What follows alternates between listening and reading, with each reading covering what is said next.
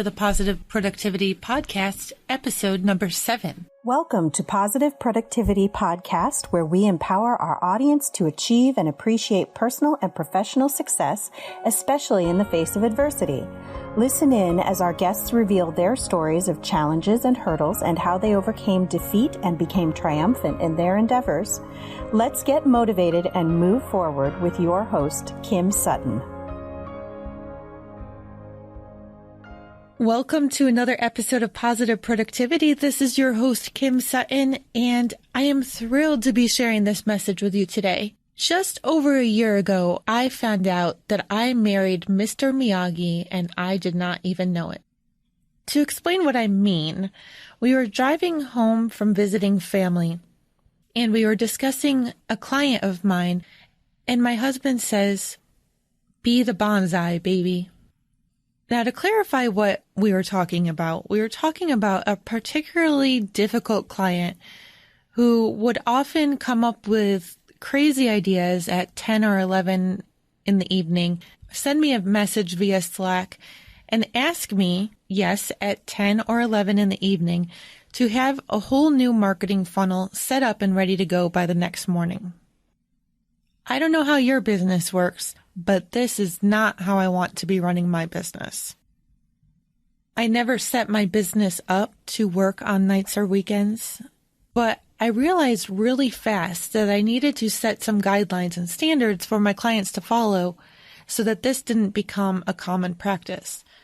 And as I began trying to reinforce these standards and practices with this client, they became more and more resistant and more difficult to work with. When my husband and I had the Be the Bonsai conversation, what he was referring to was Karate Kid, the movie from the 80s. Yes, I am a child of the 80s.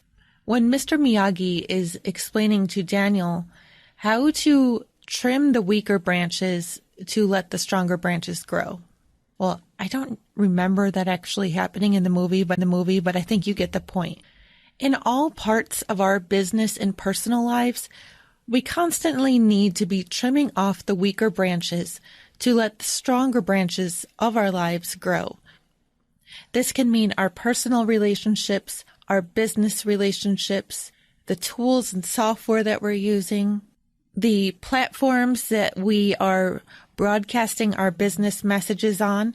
And well, actually, the possibilities are endless. There are so many ways in our personal and business lives that we can take more control and be the bonsai and let ourselves thrive.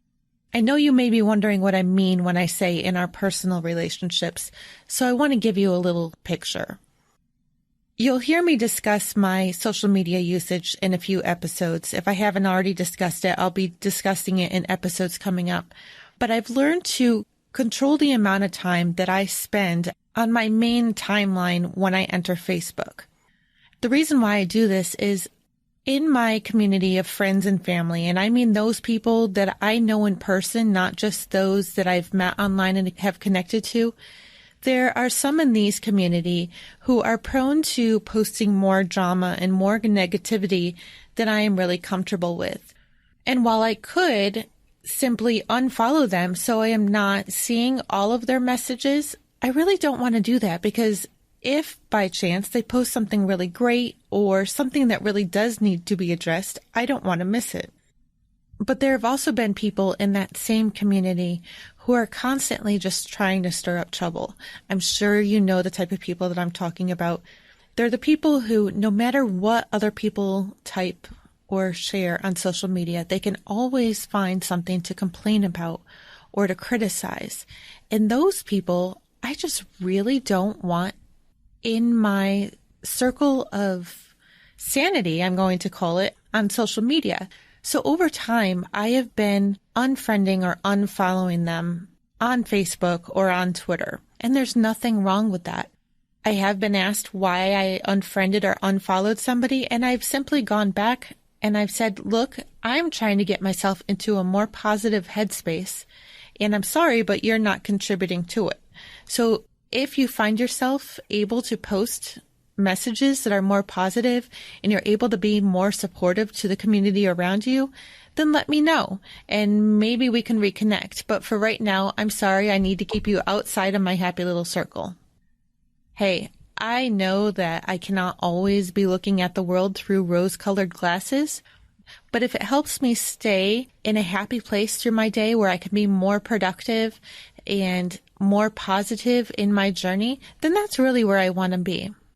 Another example of being the bonsai, and you will hear about this, is that when I decided to embark on the podcasting journey, I had actually planned on launching 2 podcasts. Positive Productivity was going to be one, and Influx Academy was going to be the other.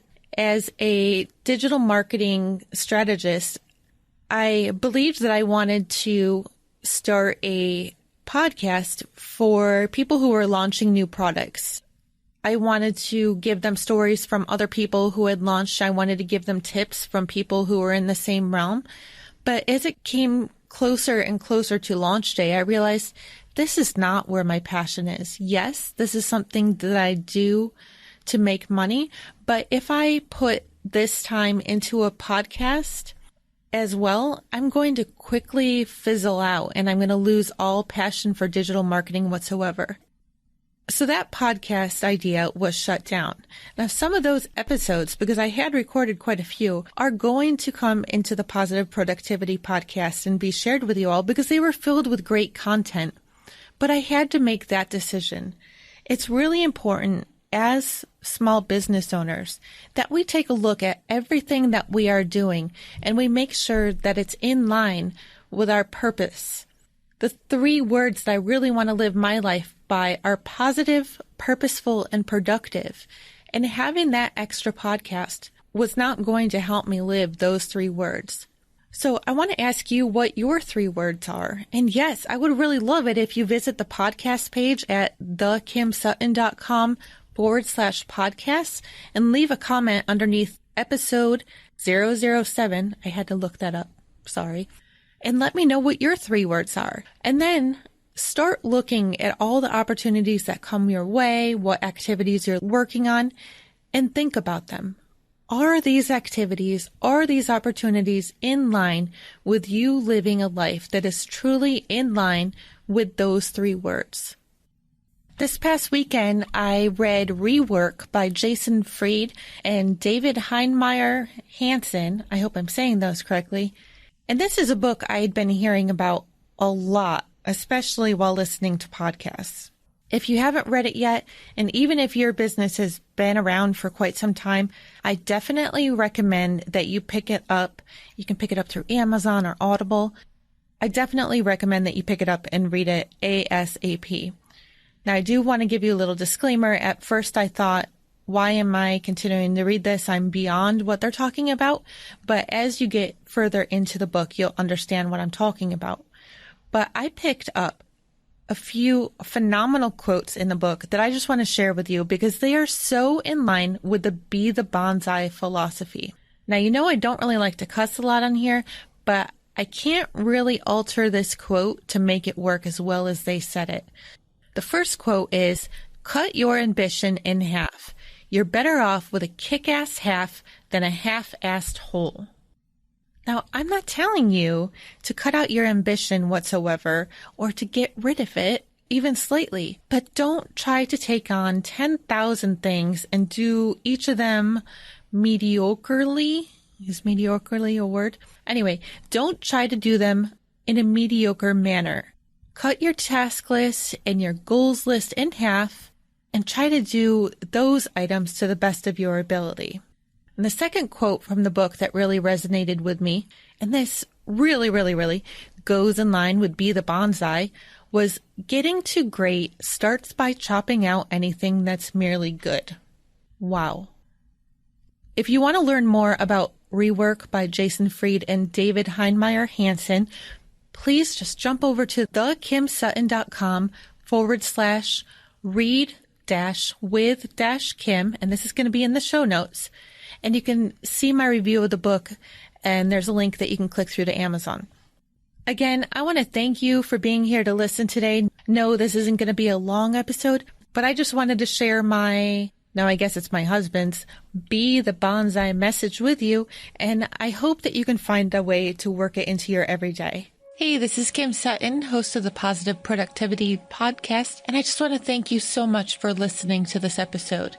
If you enjoyed what you heard and you want to share with others, please feel free to do so. I'd also appreciate your comments, your reviews, your ratings, and you can do that on iTunes or Stitcher, or even by clicking through to my website at thekimsutton.com and just leave a comment down below the podcast. I also want to invite you to send me questions at any time that I can address on one of the future episodes. To send me a question to address on a future episode, just visit my website at thekimsutton.com and click on the Contact tab at the top.